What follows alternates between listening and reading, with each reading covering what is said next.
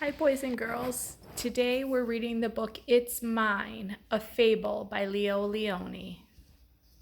I think we might have read this one at school.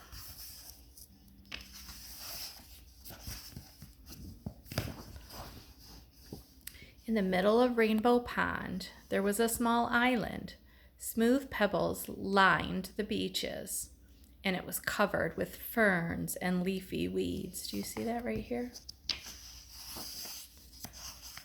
On the island lived 3 quarrelsome frogs named Milton, Rupert, and Lydia. They quarreled and quibbled from dawn to dusk. Do you know what that means? Quibbled? It means they argued a lot. "Stay out of the pond," yelled Milton. "The water is mine." "Get off the island," shouted Rupert. "The earth is mine." "The air is mine," screamed Lydia as she leapt to catch a butterfly. And so it went. One day a large toad appeared before them. "I live on the other side of the island," he said, "but I can hear you shouting, 'It's mine, it's mine, it's mine,' all day long.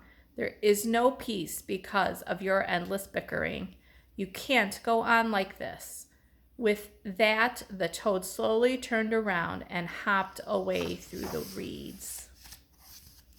No sooner had he left than Milton ran off with a large worm. The others hopped after him. "Worms are for everyone," they cried. But Milton croaked defiantly, "Not this one. It's mine." Do you see the worm hanging out of his mouth? They are not being very kind to each other.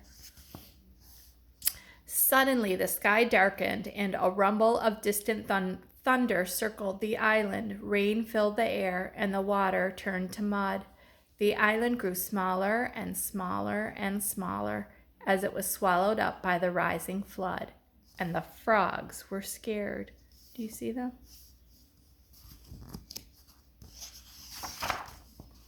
Desperately, they clung to a few slippery stones that still rose above the wild, dark water, but soon these too began to disappear. You see that thunderbolt right there?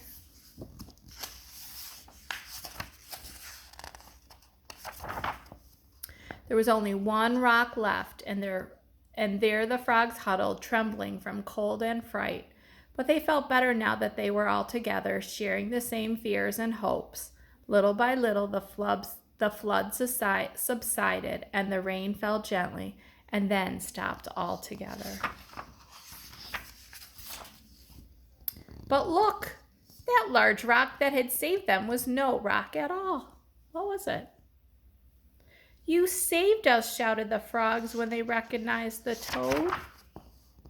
The next morning, the water had cleared. Sun rays chased silver minnows on the sandy bottom of the pond. Joyfully, the frogs jumped in, and side by side, they swam around the island.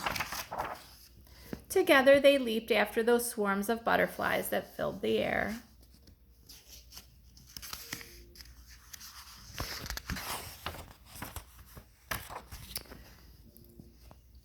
And then when they rested in the weeds, they felt happy in a way they'd never been before.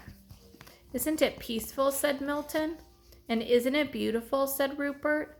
"And do you know what else?" said Lydia. "Know what?"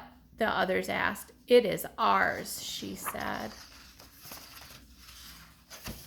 And that is the end. I hope you enjoyed today's book, boys and girls.